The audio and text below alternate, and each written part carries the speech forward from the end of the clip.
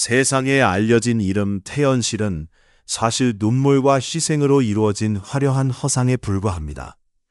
진정으로 살고 사랑하며 극한의 고통을 겪어낸 진짜 여인은 다른 이름을 가지고 있었으니 바로 태숙입니다.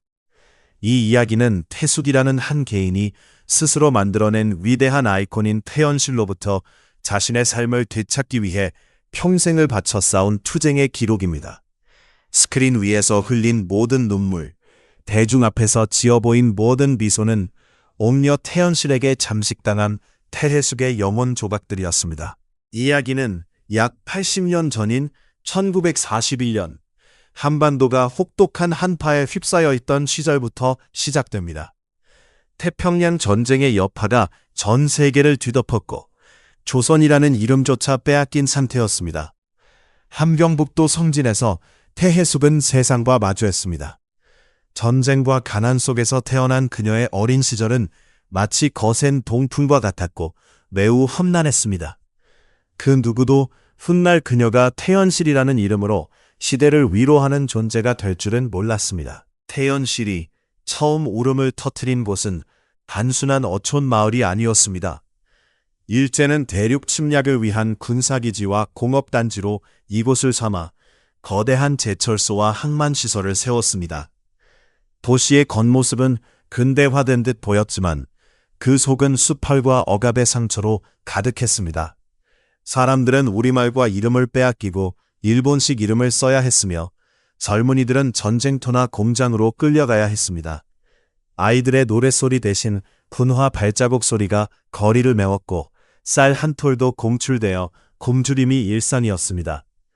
태연실의 유년 시절은 바로 이 절망적인 시대의 풍경과 맞닿아 있었습니다. 그녀의 어린 시절 기억 속에는 잦은 공습 경보에 놀라 방공호로 숨어든 모습, 배급표를 들고 길게 줄을 선 어머니의 지친 뒷모습, 일본 순사의 날카로운 눈초리를 피해 숨죽여야 했던 어른들의 대화 같은 파편들이 남아있을 것입니다. 태연실의 큰 눈망울은 그때부터 세상의 슬픔과 불안을 담아내는 법을 배우고 있었던 듯합니다. 1945년 8월 15일, 길고 긴 아픈 시대가 끝나고 조국은 해방을 맞았습니다. 사람들은 거리로 쏟아져 나와 목이 터져라 만세를 외쳤고 어린 태연실 역시 해방의 기쁨을 어렴풋이 느꼈습니다. 굶주림과 억압에서 벗어나 새로운 세상이 열릴 것이라는 희망이 있었지만 그 희망은 너무나도 짧고 허무했습니다. 해방의 감격이 채 가시기도 전에 한반도는 미국과 소련이라는 두 강대국의 이념 대리전의 무대가 되어버렸습니다. 북과 남이 38도선을 경계로 나뉘면서 같은 말을 쓰고 같은 피를 나눈 민족이 서로 적대하는 비극이 시작되었습니다. 태연실의 고향 함경북도는 소련의 군정 아래 놓였고 사회는 급격히 공산주의 체제로 재편되었습니다. 토지개혁이라는 명목으로 재산이 몰수되고 새로운 질서를 거부하는 사람들은 반동분자로 몰려 숙청당했습니다. 평화로운 일상은 다시금 공포와 불안으로 얼룩졌습니다. 마침내 1950년 6월 25일 새벽 38선 인근에서 터진 포성은 한민족 역사상 가장 끔찍한 비극인 한국전쟁의 서막을 알렸습니다. 당시 9살이었던 태연실의 삶은 전쟁과 함께 송두리째 흔들리기 시작했습니다. 전쟁 초기 북한 인민군이 남쪽으로 빠르게 진격하며 전선은 낙동강까지 밀려 내려갔습니다. 그러나 유엔군의 참전과 인천 상륙작전의 성공으로 전세가 급적으로 역전되면서 국군과 유엔군은 북쪽으로 계속 진격했습니다. 태연실의 가족이 살던 성진에도 태극기가 휘날렸고 사람들은 잠시나마 통일의 희망에 부풀었습니다. 그러나 그 희망은 다시 절망으로 바뀌었습니다. 1950년 겨울 수십만 명의 중공군이 압록강을 넘어 개입하며 전선은 다시 남쪽으로 밀려 내려오기 시작했습니다. 중공군과 인민군 그리고 후퇴하는 국군과 유엔군 사이에서 북한 주민들은 생사의 갈림길에 놓였습니다. 특히 국군에 협조했거나 지주, 기독교인 집안 등 공산체제에서 반동계층으로 분류된 이들에게 죽음의 그림자가 드리워졌습니다. 그들에게 남은 선택지는 단 하나, 고향을 버리고 남쪽으로 피난하는 것이었습니다. 전쟁이 한반도를 집어삼키던 시기, 태숙의 가족도 수많은 사람들과 함께 삶의 터전을 떠나야 했습니다. 어느 날 밤, 모든 것을 버리고 최소한의 짐만 챙겨 떠난 그들의 심정은 어땠을까요? 며칠만 지나면 다시 돌아올 수 있을 거라는 희망을 품었을지도 모릅니다. 하지만 그 길은 다시는 돌아올 수 없는 영원한 이별의 길이었습니다. 그들이 향한 곳은 남쪽, 자유를 찾아서였습니다. 그러나 자유로 가는 길은 지옥과도 같았습니다. 살을 애는 듯한 겨울 추위 속에서 그들은 걷고 또 걸었습니다. 굶주림은 일상이었고 머리 위로는 전투기의 폭격 소리가 끊임없이 울렸습니다. 길 위에는 폭격으로 죽은 시신들과 추위와 굶주림에 지친 사람들이 즐비했습니다. 바로 옆에서 함께 걷던 이웃과 친척이 쉼없이 쓰러져 가는 모습을 무력하게 지켜봐야 했습니다. 어린 태연실의 눈에 비친 세상은 아비규환의 생지옥 그 자체였습니다. 그녀의 가족은 수많은 피난민이 몰려들었던 흥남 부두로 향했을지도 모릅니다. 혹은 작은 어선을 얻어 타고 목숨을 건 항해를 했을지도 모릅니다. 구체적인 경로는 알 수 없지만 그 과정은 인간의 존엄성이 처참하게 짓밟히는 극한의 시간이었음은 분명합니다. 이 끔찍한 경험은 그녀의 영혼에 지울 수 없는 흔적을 남겼습니다. 훗날 그녀가 스크린에서 보여준 깊고 슬픈 눈빛은 바로 이 시절 죽음의 문턱을 넘은 소녀의 기억이 아로새겨진 것이었을지도 모릅니다. 천신만고 끝에 태현실의 가족은 남한 땅에 도착했습니다. 처음 정착한 곳은 인천이었습니다. 하지만 고난은 끝나지 않았습니다. 고향을 잃은 월남민이라는 꼬리표는 그들을 이방인으로 만들었습니다. 날씨가 다르다는 이유로, 북에서 왔다는 이유로 보이지 않는 차별과 멸시를 견뎌야 했습니다. 전쟁은 모든 것을 파괴했고 살아남은 자들은 더욱 치열하고 이기적으로 변해가는 시절이었습니다. 그녀의 가족은 판잣집을 짓고 억척스럽게 삶을 꾸려나갔습니다. 하지만 가난은 그들의 그림자처럼 따라다녔습니다. 전쟁 고아들이 거리를 헤매고 산의 군인들이 구걸을 하던 1950년대, 한 끼 식사 해결하는 것조차 버거운 날들이 이어졌습니다. 그럼에도 그녀의 부모는 자식들의 교육만은 포기하지 않았습니다. 험난한 세상에서 살아남기 위해서는 배워야 한다는 것을 뼈저리게 알고 있었기 때문입니다. 태연실은 낯선 땅에서 학교를 다니며 새로운 삶에 적응하기 시작했습니다. 이 시기 소녀 태연실에게 가장 큰 위안은 무엇이었을까요? 아마도 영화였을 것입니다. 당시 극장은 유일한 대중 오락거리이자 고단한 현실을 잠시 잊게 해주는 꿈의 공간이었습니다. 천막으로 지어진 임시 극장에서 상영되는 낡은 필름 속에서 그녀는 자신과는 다른 세상, 사랑과 낭만이 있는 이야기를 보며 현실의 고통을 잊을 수 있었습니다. 어쩌면 이때부터 그녀의 마음속에 배우라는 꿈의 씨앗이 아주 작게 싹트기 시작했을지도 모릅니다. 전쟁의 상처가 조금씩 아물고 서울이 재건의 기지개를 켜던 무렵, 태연실은 더 큰 꿈을 품고 서울로 향했습니다. 대학 시절 그녀는 연극영화과를 택해 배우의 길로 들어섰습니다. 이 결정은 그녀의 삶을 완전히 바꾸어 놓았습니다. 1950년대 후반 대한민국에서 여성이 대학에 진학하는 것 자체가 드문 일이었습니다. 더욱이 딴따라라는 사회적 편견이 강했던 시절, 평범한 집안의 처녀가 배우가 되겠다며 연극영화과에 진학하는 것은 상상하기 힘든 도전이었습니다.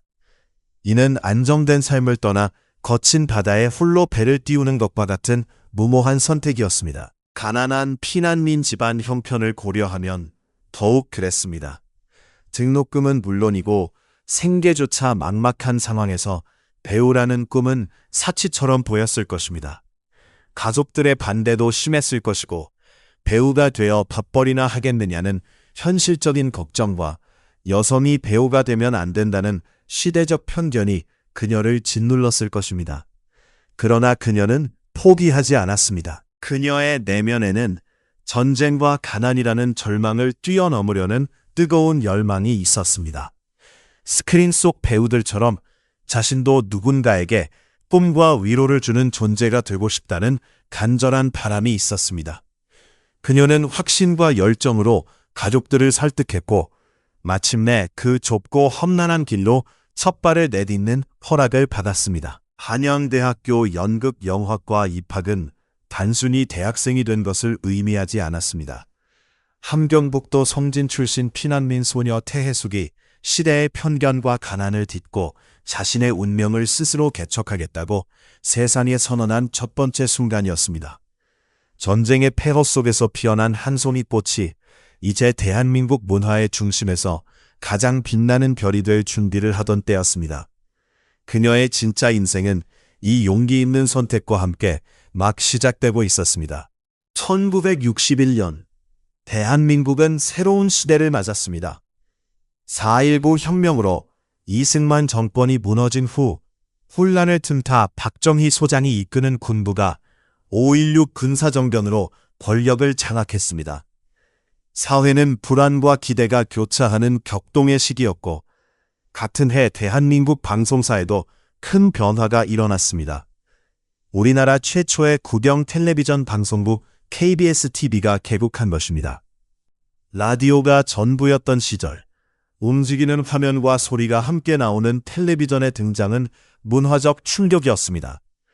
수상기 가격은 수십만 원에 달해 일반 가정에서는 감히 상상도 할 수 없는 물건이었습니다. 동네에 텔레비전이 있는 부잣집이 생기면 저녁마다 온 동네 사람들이 모여 신기한 요술 상자를 보는 진풍경이 벌어지곤 했습니다. 새로운 매체를 이끌 인재를 찾기 위해 KBS는 역사상 최초로 탤런트 공개 채용을 실시했습니다. 미래에 대한 희망과 불안이 공존하던 시절, 방송국 탤런트라는 새로운 직업은 젊고 재능 있는 청춘에게 매력적인 기회였습니다. 전국에서 수많은 인재가 몰려들었고 그중 한양대학교 연극영화과 재학생인 20살 태연실도 있었습니다. 오디션장은 뜨거운 열기로 가득했습니다. 심사위원들의 날카로운 눈빛 앞에서 지원자들은 갈고 닦은 연기와 끼를 선보였습니다. 태연실은 피난민 소녀의 그늘을 벗고 대학에서 전문 연기 교육을 받은 예비 배우로서 당당히 심사위원 앞에 섰습니다. 또렷한 발음과 지적인 분위기, 카메라 앞에서도 주눅들지 않는 차분함은 심사위원들의 마음을 사로잡기에 충분했습니다. 그녀는 방송국 공개 채용을 통해 연기자의 길에 들어서며 한국 드라마의 초창기를 함께한 얼굴이 되었습니다. 이는 이순재, 최정은, 김혜자 등 훗날 대한민국 방송계를 이끌 전설적 배우들과 어깨를 나란히 한 역사적 순간이었습니다. 그러나 탤런트가 되었다는 기쁨도 잠시, 그녀를 기다린 현실은 상상 이상으로 열악하고 고된 환경이었습니다. 1960년대 초반 방송국은 모든 것이 수작업으로 이루어졌고 녹화 시스템이 없어 모든 드라마는 연극 무대처럼 처음부터 끝까지 생방송으로 진행되었습니다. 배우들은 대사 한마디, 작은 동작 하나라도 실수하면 돌이킬 수 없는 방송사고가 발생했습니다. 대본을 완벽히 외우고 동선 안에서 동료와 호흡을 맞추며 한치 오차 없이 연기해야 했습니다. 카메라 3대가 동시에 스튜디오를 비추는 가운데 배우들은 매일 밤 연기 전쟁을 치렀습니다. 이 환경은 신인 배우에게 가혹한 훈련장이었습니다. 하지만 태연실에게는 자신의 재능을 증명할 기회였습니다. 대학에서 다진 탄탄한 발성과 연기 기본기는 생방송 무대에서 더욱 빛났고 침착함과 집중력으로 선배와 제작진의 신뢰를 얻었습니다. 그녀는 믿을 수 있는 신인으로 조금씩 입지를 다졌고 그녀의 얼굴은 흑백 브라운관을 통해 매일 밤 안방에 전달되었습니다. 대중은 지적이면서도 다채로운 매력을 가진 신인 배우 태연 씨를 기억하기 시작했습니다. 브라운관에서 신선한 얼굴로 주목받던 그녀에게 충무로가 곧 그녀의 이름을 부르기 시작했습니다. 더 큰 무대가 그녀를 기다리고 있었습니다. 당시 영화계는 TV의 등장을 위협이자 기회로 보았습니다. TV가 관객을 빼앗자 영화계는 더 화려하고 자극적인 영화를 만들고 TV를 통해 검증된 신인을 발굴하는 데 혈안이었습니다. 신필름의 수장 신상옥 감독은 생방송 TV 무대에서 단련된 배우 태연실의 안정적인 연기력과 신선한 마스크에 주목했습니다. 60년대 한국 영화의 제왕이던 신상옥 감독은 태연실에게서 기존 여배우와는 다른 가능성을 발견했습니다. 그것은 바로 건강한 지선미였습니다. 당시 사회는 순종적이거나 요염하기만 한 여성상을 넘어 배우고 생각할 줄 아는 새로운 여성상을 갈망했습니다. 대학 교육을 받은 태연실의 배경은 시대적 요구와 완벽히 부합했습니다. 태연실의 청순한 외모 속에는 피난민 소녀의 강인한 생명력과 다채로운 미소에는 지적인 총명함이 깃들어 있었습니다. 신상옥 감독의 전폭적인 지원 아래 그녀는 본격적인 영화 배우의 길을 걸었습니다. 이는 무명 가수가 최고의 기획사에 발탁된 것과 같은 행운이었습니다. 최고 감독과 배우, 스태프들과 일하며 세계적으로 배우로서 성장했습니다. 신필름이라는 거대한 날개를 단 그녀는 무서운 속도로 비상했습니다.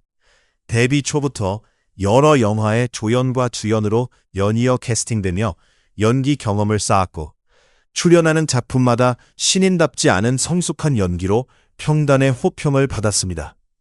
그녀는 신인상을 받으며 충무로가 주목하는 배우로 떠올랐습니다. 혜성처럼 나타난 신인이라는 수식어가 그녀의 이름 앞에 붙기 시작했습니다. 피난민 소녀 태숙은 불과 1에서 2년 만에 대한민국 영화계의 가장 뜨거운 신데렐라, 태연실로 완벽하게 다시 태어났습니다. 그녀 앞에는 한국 영화 역사상 가장 찬란한 황금기가 펼쳐져 있었고 그녀는 그 시대의 가장 눈부신 여왕이 될 운명이었습니다. 1960년대 중반, 대한민국은 가난했지만 뜨거웠습니다. 조국 근대화라는 거대한 구호 아래 온 나라가 용광로처럼 들끓었습니다. 서울 거리는 전후 폐허를 딛고 하루가 다르게 솟아나는 빌딩들로 채워졌고 사람들의 눈빛에는 고단함과 함께 우리도 잘 살아보자는 희망이 서렸습니다. 이 거대한 사회적 에너지는 충무로 한국 영화의 심장에서 가장 화려한 꽃을 피웠습니다. 당시 충무로는 단순한 지명이 아니었습니다. 그것은 시대 정신이자 현실의 고통을 잊게 해주는 꿈의 공장이었습니다. 명동 입구부터 퇴계로까지 수십 개 영화사와 극장, 녹음실, 현상소가 밀집해 있었습니다. 스타를 꿈꾸는 젊은이들과 야심찬 감독, 그리고 제작자들이 뒤섞여 거리는 24시간 잠들지 않았습니다. 다방에서는 감독과 배우들이 담배 연기 속에 시나리오를 노랬고 밤늦은 술집에서는 촬영을 마친 스태프들이 피로를 풀었습니다. 가난했지만 낭만이 있었고 치열했지만 순수했던 시절, 바로 한국 영화 황금기였습니다. 아이러니하게도 이 황금기를 가름케 한 것은 박정희 군사정권의 강력한 통제였습니다. 정부는 영화를 국민 계몽과 세제 선전의 도구로 인식하고 우수 영화 보상 제도를 통해 제작을 독려하는 한편 칼날 같은 검열로 사회 비판적인 목소리를 철저히 잘라냈습니다. 리얼리즘은 배척되었고 감독들은 정치적으로 안전한 멜로드라마 장르로 눈을 돌려야 했습니다. 결과적으로 개인의 사랑과 슬픔, 가족 희생 등 보편적인 감성을 다룬 멜로드라마가 폭발적으로 늘어났습니다. 이 시대적 배경 속 대중은 스크린을 통해 위로받고자 했습니다. 비록 현실은 팍팍하고 고달팠지만 영화 속 인물처럼 고결한 사랑을 하고 순고한 희생을 감내하며 인간의 존엄을 지키는 모습을 보고 싶어 했습니다. 바로 이 지점에서 시대는 배우 태연실을 요구했습니다. 신필름의 전폭적인 지원을 받은 태연실은 60년대 중반 단대 최고의 스타들과 어깨를 나란히 했습니다. 신성일, 김진규, 신영균, 남궁원 등 당대 스크린을 주름잡던 남자 배우들이 그녀와 함께 일하고 싶어 했습니다. 그녀는 1년에 10편이 넘는 영화를 찍는 살인적인 스케줄을 소화했습니다. 오늘은 서울 촬영소에서 눈물의 이별 장면을 찍고 내일은 설악산의 설레는 재회 장면을 연기했습니다. 그녀의 얼굴은 모든 영화 잡지 표지를 장식했고 그녀 이름이 들어간 영화는 흥행 보증 수표가 되었습니다. 그리고 언론과 대중은 그녀에게 은막의 옥녀라는 영원히 지워지지 않을 칭호를 헌사했습니다. 옥녀란 흠집 없이 맑고 깨끗한 구슬 같은 여인을 뜻하며 이는 태연실 배우의 본질을 완벽히 표현하는 단어였습니다. 그녀의 이미지는 당시 다른 여배우들과 확연히 구분되었습니다. 김지희나 문희의 화려하고 도시적인 매력, 남정임이나 윤정희의 발랄하고 사랑스러운 매력과 달리 태연실은 고결함과 품위를 갖추고 있었습니다. 스크린 안팎에서 언제나 단정한 옷차림과 차분한 말투, 상대방 눈을 똑바로 바라보는 깊은 눈빛은 그녀에게 지적인 신뢰감을 더했습니다. 이는 단순한 이미지가 아니었습니다. 전쟁과 피난이라는 극한 상황을 겪으며 내면에 다져진 단인함과 대학 교육을 통해 얻은 지성이 자연스럽게 나타난 본연의 모습이었습니다. 사람들은 그녀에게서 이상적인 한국 여성상을 발견했습니다. 순종적이면서도 나약하지 않고 슬픔에 잠겨 있으면서도 결코 비겁하지 않은 여성.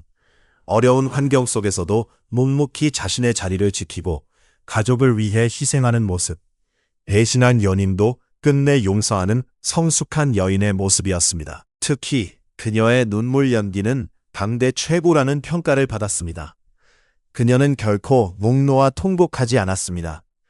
커다란 눈에 눈물이 천천히 차오르고 한 줄기 눈물이 조용히 뺨을 타고 흘러내리는 모습은 어떤 절규보다 깊은 슬픔을 전달하며 관객의 심금을 울렸습니다. 태연실의 옥녀 신화를 완성한 대표작들을 보면 당시 사회가 그녀에게 무엇을 기대했는지 알 수 있습니다.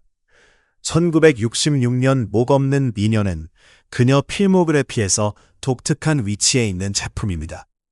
공포 영화 장르에서 태연실은 청순한 이미지를 넘어 사랑하는 남편에 대한 집념으로 죽어서도 곁을 맴도는 비극적 원혼 역할을 맡았습니다. 이 영화에서 그녀는 섬뜩한 귀신과 애절한 여인의 감정을 넘나들며 폭넓은 연기 스펙트럼을 증명했습니다.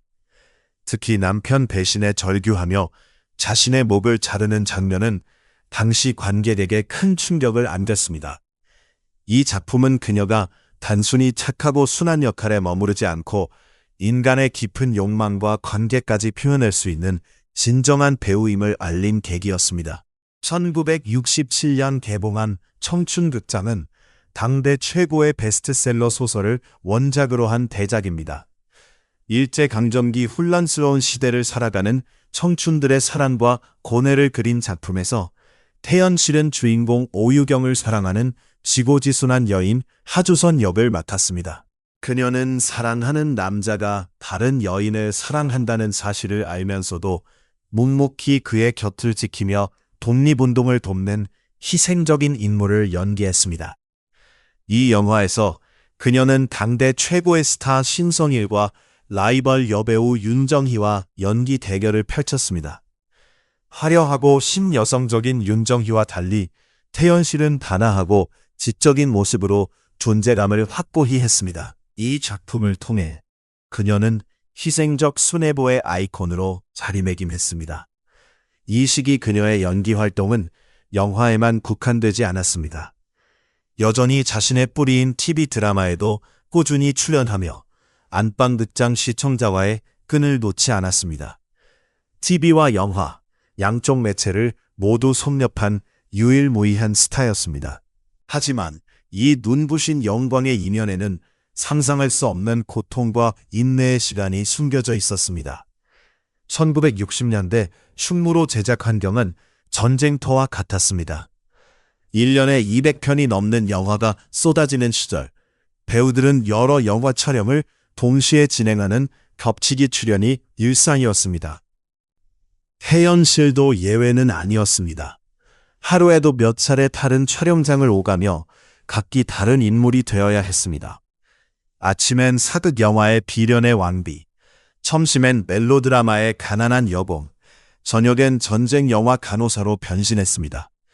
잠은 부족했고 식사는 차 안에서 김밥으로 때웠습니다. 감정을 추스르는 시간 없이 울고 웃는 연기를 반복해야 했습니다.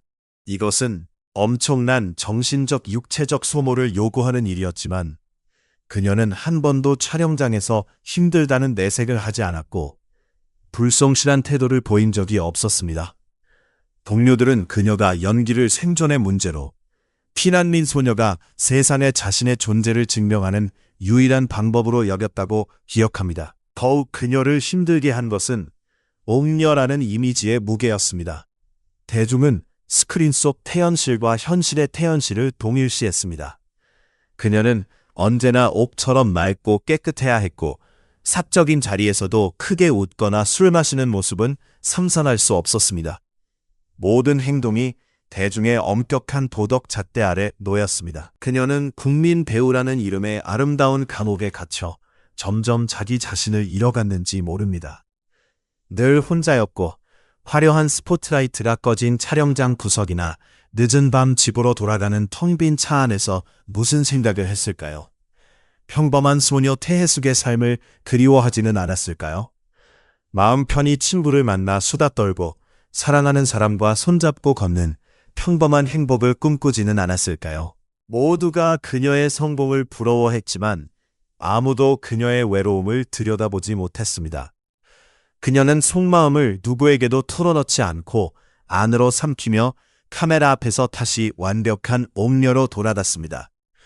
그녀의 내면은 누구에게도 들키고 싶지 않은 비밀의 성이었습니다. 그러던 어느 날 그 견고한 성문을 조심스럽게 두드리는 한 사람이 나타났습니다. 바로 그녀의 인생을 송두리째 바꿀 운명적 사랑이 조용히 시작되고 있었습니다. 가장 화려했지만 가장 고독했던 시절, 그녀는 자신을 이해하고 배우 태연실이 아닌 인간 태숙의 모습을 따뜻하게 안아줄 단 한 사람을 만났습니다. 그리고 그 사랑은 머지않아 그녀가 옥녀라는 신화에서 스스로 내려와 세상을 놀라게 할 선택을 하게 만든 가장 큰 이유가 되었습니다. 1960년대 중반 배우 태연실은 대한민국에서 가장 밝게 빛나는 별이었습니다. 그녀가 출연한 영화는 연일 매진을 기록했고 얼굴은 신문과 잡지 일면을 장식했습니다. 대중은 아낌없는 찬사와 사랑을 보냈지만 그 빛이 닿지 않는 그림자 속에서 인간 태연실은 깊은 고독과 싸우고 있었습니다. 옥녀라는 완벽한 신화에 갇힌 그녀에게는 마음 편히 기대어 쉴 곳이 없었습니다. 카메라 렌즈와 대중의 시선이 없는 곳에서 온전히 자기 자신으로 돌아갈 작은 안식처가 절실했습니다. 바로 그때 운명처럼 한 남자가 그녀의 삶에 들어왔습니다. 그의 이름은 김철환. 연예계와 무관한 일본을 오가며 사업을 하던 평범한 청년이었습니다. 두 사람의 첫 만남은 자세히 알려지지 않았지만 아마 지인의 소개로 우연히 만난 평범한 자리였을 것입니다. 그러나 그 평범한 만남은 두 사람 인생을 영원히 바꿀 특별한 순간이 되었습니다. 김철환의 눈에 비친 태연실은 은막의 스타가 아니었습니다. 그는 화려한 스포트라이트 뒤에 숨은 그녀의 진짜 모습을 보았습니다. 전쟁과 피난의 상처를 안고도 꺾이지 않은 강인함, 최고의 자리에 있으면서도 겸손하고 순중한 태도, 그리고 그 모든 것을 감싸는 깊은 외로움의 그늘을 그는 첫눈에 알아보았습니다. 그는 배우 생활이 힘들지 않느냐는 평범한 질문을 건넸고 그 평범한 위로가 늘 완벽해야 한다는 강박감에 시달리던 태연실의 마음을 무장 해제시켰습니다. 태연실도 김철환에게서 특별한 무언가를 발견했습니다. 그는 그녀를 스타로 대하지 않고 한 여자로서, 한 인간으로서 바라봐 주었습니다. 그의 곁에서는 굳이 완벽한 옥녀를 연기할 필요가 없었고 지친 마음을 솔직하게 털어놓을 수 있었습니다. 두 사람은 그렇게 사랑에 빠졌습니다. 그러나 그들의 사랑은 시작부터 거대한 벽에 부딪혔습니다. 태연실이 대한민국 최고의 여배우라는 사실이었습니다.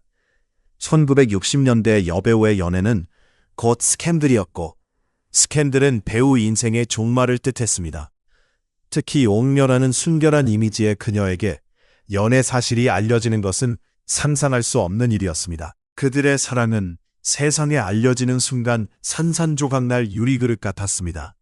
남은 선택지는 단 하나, 철저한 비밀 연애뿐이었습니다.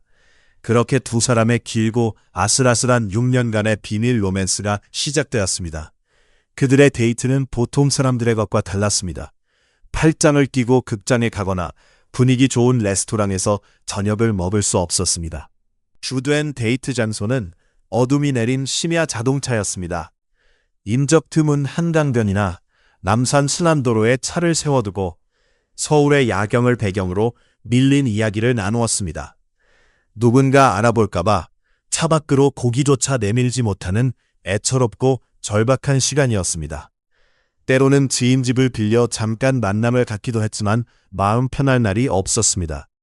모든 눈과 귀가 자신들을 향하는 듯한 불안감, 다른 연예인 스캔들 기사를 볼 때마다 가슴이 철렁 내려앉았습니다. 우리는 언제까지 이렇게 숨어 만나야 할까? 라는 질문이 목까지 차올랐지만 차마 말할 수 없었습니다. 이 긴 시간 동안 두 사람을 지탱한 것은 서로에 대한 절대적 믿음과 사랑이었습니다. 김철환은 태연실의 고된 촬영 스케줄을 묵묵히 이해하고 배려했습니다.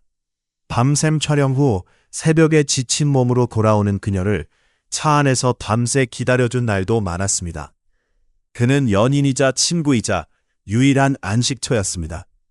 태연실 역시 평범한 연애조차 못하는 그에게 늘 미안하고 고마웠습니다. 그녀는 그를 위해 배우로서 더욱 성공하겠다고 다짐했습니다. 6년은 짧지 않은 시간이었습니다.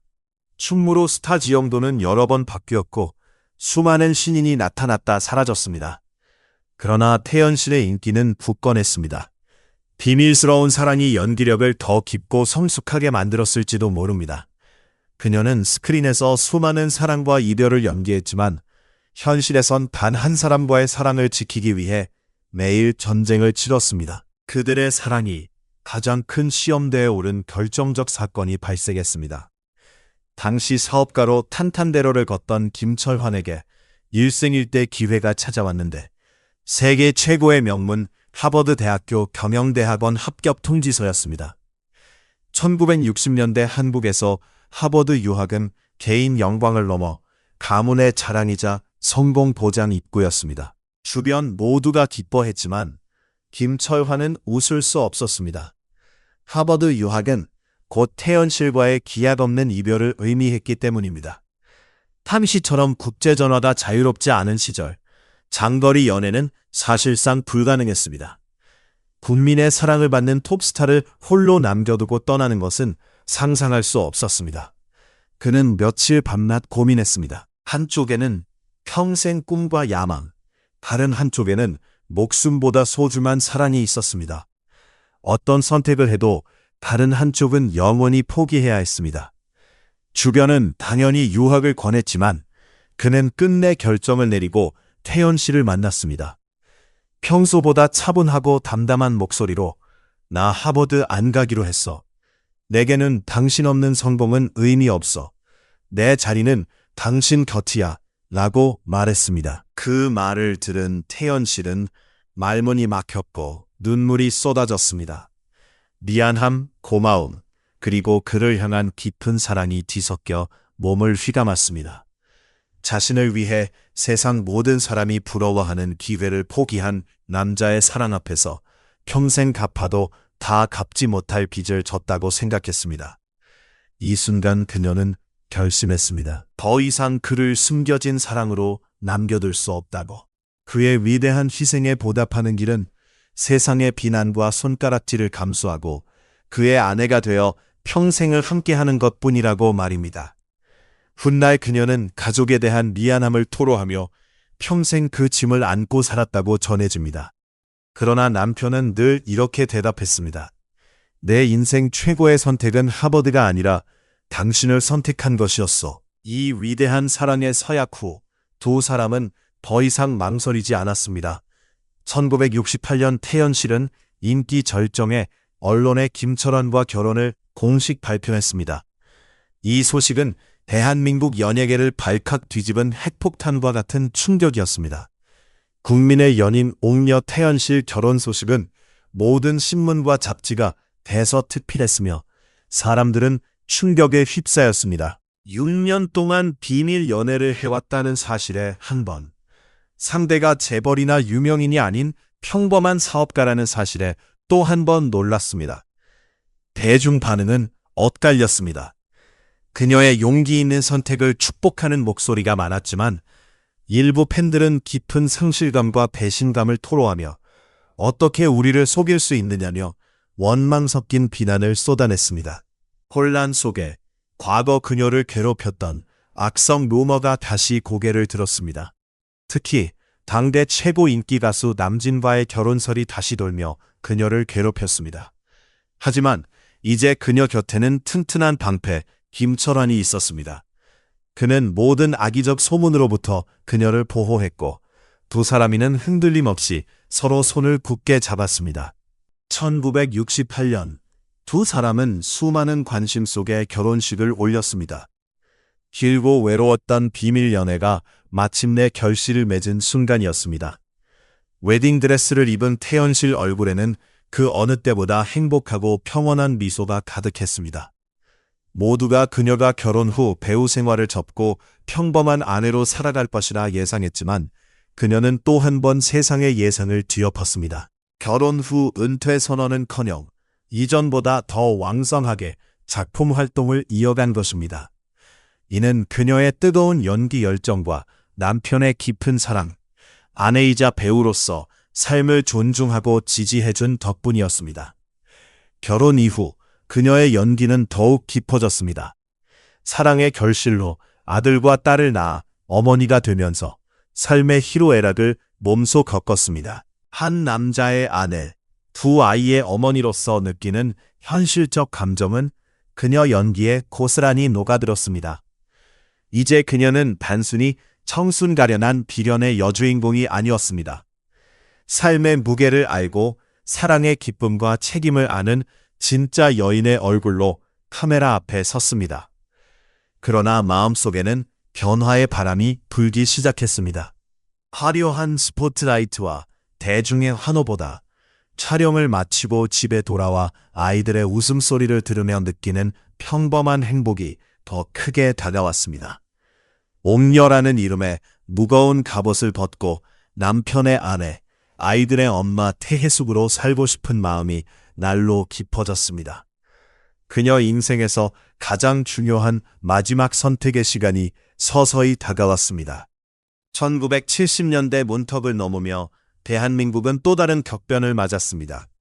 한강의 기적이라 불리는 압축 성장의 이면에는 서슬퍼런 유신 독재의 그림자가 짙게 드리웠습니다. 사회 전반에 하면 된다는 구호와 함께 개인 희생과 인내가 강요됐고 대중문화는 현실 고통을 잊게 해주는 탈출구이자 세제 선전도구가 되었습니다. 이 시기 1972년 대한민국 방송 역사상 전무후무한 기록을 세운 국민 드라마가 탄생했습니다. TV 동양방송에서 방영된 1일 연속극 여로입니다. 이 작품은 배우 태연실 연기 인생의 절정을 찍은 대표작이자 그녀를 국민 배우로 올려놓고 평생 벗어날 수 없는 거대한 족쇄를 채운 작품이기도 했습니다. 여로는 지극히 단순하고 통속적인 이야기입니다. 일제강점기를 배경으로 귀가 들리지 않는 장애를 가진 마음씨는 비단결처럼 고운 여인 분이의 기구한 일생을 그렸습니다. 분이는 자신을 버리고 떠난 지식인 남편을 맹목적으로 기다리고 구박과 학대를 일삼는 시어머니를 정성껏 모십니다. 분이의 삶은 고난과 눈물의 연속이었지만 결코 좌절하거나 원망하지 않았습니다. 모든 것을 자신의 운명으로 받아들이고 묵묵히 인내하며 희생적인 사랑을 실천할 뿐이었습니다. 지금 시각으로 보면 분이는 지나치게 수동적이고 순종적인 가부장제적 여성상이었을지 모릅니다. 하지만 당시 대중에게 분이의 삶은 거대한 감정적 파장을 일으켰습니다. 전쟁과 가난, 억압 속에서 살아가던 수많은 하늘 가슴이 분이의 눈물에서 자신의 눈물을 보았습니다. 모든 것을 참고 견디며 가족을 위해 헌신하는 모습에서 어머니와 아내의 희생적 삶을 발견했습니다. 분이의 인내는 시대가 강요한 미덕이었고 그녀의 희생은 숭고한 것으로 받아들여졌습니다. 드라마가 방영되던 평일 저녁 8시 5분, 대한민국의 모든 일상은 거짓말처럼 멈췄습니다. 공장 기계 소리가 멈추고 버스 승객들이 모두 내렸으며 거리는 텅 비었습니다. 모든 사람이 텔레비전 앞에 모여 분이의 기구한 운명을 숨죽여 지켜봤습니다. 드라마가 끝나면 전국 수돗물 사용량이 급감했다는 통계가 나올 정도였습니다. 이는 모두 시청자가 분이와 함께 눈물을 흘리느라 화장실 갈 생각조차 하지 못했기 때문입니다. 이 신드롬의 중심에는 온몸으로 분이를 살아낸 배우 태연실이 있었습니다. 이 역할은 그녀에게 엄청난 도전이었습니다. 귀가 들리지 않는 역할이라 대사 없이 표정, 몸짓, 눈빛만으로 감정을 전달해야 했기 때문입니다. 촬영 몇 달 전부터 청각 장애인을 만나 그들의 삶을 관찰하고 수화와 입 모양 읽기 등을 배우며 역할에 몰입했습니다. 마침내 카메라 앞에 선 그녀는 완벽한 분이가 되었습니다. 남편을 그리워하는 애틋한 눈빛, 시어머니의 모진 구박에도 원망 대신 띄우는 서글픈 미소, 세상 편견 앞에서 고개 숙이는 애처로운 몸짓까지 대사가 없기에 오히려 더 강력한 힘을 가진 그녀의 연기는 시청자에게 수만 가지 감정을 전달했고 삶의 무게를 함께 느끼며 통복하게 했습니다. 여로의 성공은 태연 씨를 단순 스타를 넘어 하나의 사회적 아이콘으로 만들었습니다. 사람들은 거리에서 그녀를 분이라 부르며 마치 가족처럼 손을 잡고 위로를 건넸습니다.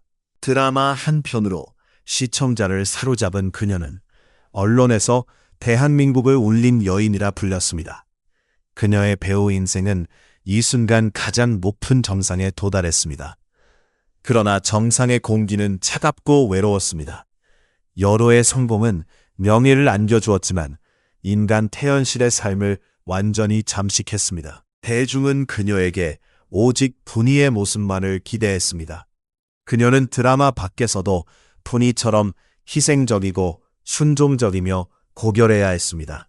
사생활은 더욱 철저히 감시당했고 남편과 외출하면 분이가 남편 고생시킨다는 오해를 받기도 했습니다.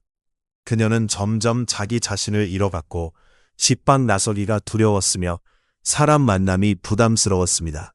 그녀가 원했던 것은 배우로서 성공이지 성녀가 되어 대중 환상 속에 박제되는 것이 아니었습니다. 화려한 영광 이면에서 깊은 회의감과 공허함에 시달렸습니다. 이것이 정말 내가 원한 삶인가? 라는 질문이 끊임없이 그녀를 괴롭혔습니다. 이 무렵 대한민국 영화와 방송계에도 거대한 변화 물결이 밀려왔습니다. 1980년대 컬러 텔레비전 시대가 본격 개막하면서 대중 시각적 취향은 더 화려하고 세련된 것을 추구하기 시작했습니다. 60년대 흑백 멜로드라마 시대는 서서히 저물고 있었습니다. 스크린에는 정윤희, 유지인, 장미로를 대표로 하는 신세대 트로이카 여배우가 등장해 새로운 시대를 열었습니다. 그들은 서부적 마스크와 현대적 감각으로 모장하고 이전 세대와 전혀 다른 여성상을 연기했습니다. 자신의 욕망을 솔직히 표현하고 사랑을 주체적으로 쟁취하는 여성 이야기로 대중의 사랑을 받기 시작했습니다. 이런 흐름 속에서 태연실 같은 60년대 별들은 설 자리를 잃어갔습니다. 그녀의 고전적 아름다움과 희생적인 옴녀 이미지는 새로운 관객에게 낡고 고루하게 보였습니다. 일부 배우는 변화를 받아들이지 못하고 과거 영광에 머물다 잊히거나 무리하게 새로운 트렌드를 따르다 색깔을 잃기도 했습니다. 태연실도 배우 인생의 큰 갈림길에 섰습니다. 정상에서 명예롭게 은퇴할 것인지 변화에 맞서 새로운 길을 모색할 것인지 내면에 많은 고민이 교차했습니다. 그러나 그녀 마음을 결정한 것은 시대나 대중의 변덕이 아니라 삶 자체에서 비롯된 근원적인 목소리였습니다. 두 아이가 커서 엄마 손길이 필요한 나이가 되었고 촬영을 위해 집을 비울 때마다 아이 얼굴이 눈에 밟혔습니다. 촬영장 화려한 조명과 박수보다 돌아와 아이 품에 앉아 동화책을 읽는 평범한 행복이 그녀 마음을 크게 채웠습니다. 남편 얼굴을 보며 깨달았습니다. 자신을 위해 하버드 유학을 포기하고 묵묵히 곁을 지킨 그에게 아내와 어머니로 더 충실한 삶을 살고 싶다고. 배우로서 성공은 충분하며 남은 인생 에너지를 가장 소중한 가족을 위해 써야 한다고 결단했습니다. 그것은 몰락이나 후퇴가 아니라 가장 용기 있고 지혜로운 전환이었습니다. 그녀는 과감히 영화와 드라마 주인공 자리에서 내려왔고 수십 년 지켜온 톱스타 왕관을 미련 없이 벗었습니다. 새로운 역할, 누군가의 어머니로서 삶을 시작했습니다. 1980년대 접어들며 그녀는 주로 드라마에서 주인공 어머니나 재벌가 안주인 같은 조연을 맡기 시작했습니다. 처음에는 많은 이가 의아해했습니다. 한 시대를 풍미한 대배우가 어쩌다 조연으로 밀렸냐며 안타까워했습니다. 그러나 이는 그녀 의도적 선택이었습니다. 주연 배우의 무거운 책임과 살인적 스케줄에서 벗어나 일과 가정의 균형을 찾고자 했던 것입니다. 작품 흥행 압박에서 벗어나 편안하고 성숙한 모습으로 카메라 앞에 섰습니다. 놀랍게도 조연으로 물러난 그녀 연기는 이전보다 더 깊고 단단한 빛을 내기 시작했습니다. 그녀가 연기하는 어머니는 평면적 인물이 아니었습니다. 때로는 자유롭고 때로는 불같은 카리스마로 자식을 휘어잡으며 남편 성공 뒤에서 묵묵히 눈물을 삼키는 고뇌를 표현했습니다. 그녀 연기에는 실제 아내이자 어머니로서 겪은 삶의 희로애락이 고스란히 녹아 있었습니다. 특히 우아하고 지적인 분위기는 당시 드라마에 자주 등장한 상류층 사모님 역할에 독보적인 아우라를 부여했습니다. 단순히 부를 과시하는 캐릭터가 아닌 교양과 품위를 잃지 않으면서도 숨겨진 인간적 고독과 욕망을 섬세히 표현해 국민 어머니, 국민 사모님이라는 별명을 얻었습니다. 이는 배우 태연실의 제2 전성기였습니다. 더 이상 스포트라이트 중심에 있지 않았지만 어느 주연 배우보다 강렬한 존재감으로 중심을 잡아주었습니다. 그녀 등장은 젊은 배우들에게 연기 교과서가 되었고 시청자에겐 드라마 품격을 높이는 신뢰의 상징이 되었습니다. 자신의 선택이 옳았음을 증명했습니다. 청춘 아이콘에서 벗어나 나이를 자연스럽게 받아들이고 새로운 길을 개척한 모습은 후배 여배우에 깊은 영감을 주었습니다. 배우의 생명력은 젊음의 아름다움이 사라진다고 끝나는 것이 아니며 세월 흐름을 자신의 것으로 받아들일 때 완성됨을 몸소 보여주었습니다. 그녀는 서서히 그러나 우아하고 단단하게 전설이 되어갔습니다. 옥녀 신화에서 걸어나와 땅에 발을 딛고 선 진짜 배우이자 인간으로서 그녀의 마지막 작품은 2004년경 기록되어 있습니다. 이후 공식 발표 없이 조용히 카메라 앞을 떠났습니다. 화려한 은퇴식 없이 가을에 나뭇잎이 자연스럽게 떨어지듯 배우로서 소임이 끝났음을 직감하고 본연의 자리로 돌아간 것입니다. 배우 태연실이라는 화려한 옷을 벗고 분명 태해숙으로 돌아갈 시간이었음을 스스로 알았습니다. 세월이 흐른 그녀는 무대 뒤 화려함을 뒤로 한 채 조용한 일상을 살고 있습니다. 곁에는 오랜 세월 함께한 반려자가 있습니다. 이 평범한 일상이야말로 그녀가 평생 꿈꾸고 지켜낸 삶의 최종 목적지입니다. 그녀가 남긴 진짜 유산은 단순한 영화나 드라마가 아니라 선택의 힘입니다. 그녀 삶은 주어진 운명에 순응한 결과가 아닙니다. 매 순간 자신의 의지로 살 방향을 정했고 배우가 되기로, 한 남자를 사랑하기로, 모든 영광을 내려놓고 평범한 행복을 살기로 선택했습니다. 처음으로 돌아가 봅니다. 1950년 겨울 죽음의 피난길에 오른 9살 소녀가 훗날 시대의 아이콘이 되어 스스로 선택한 평온 속 행복한 노년을 맞이할 것이라 누가 상상했을까요? 태연 씨의 삶은 혹독한 절망 속에서도 인간 의지가 얼마나 위대한 기적을 만드는지 보여주는 장엄한 서사시입니다. 그녀는 스스로 빛을 거둔 별이지만 그 빛은 세속 허영을 태워버린 후 가장 순수하고 고결한 빛으로 남아 우리에게 진정한 삶의 가치를 영원히 비추고 있습니다.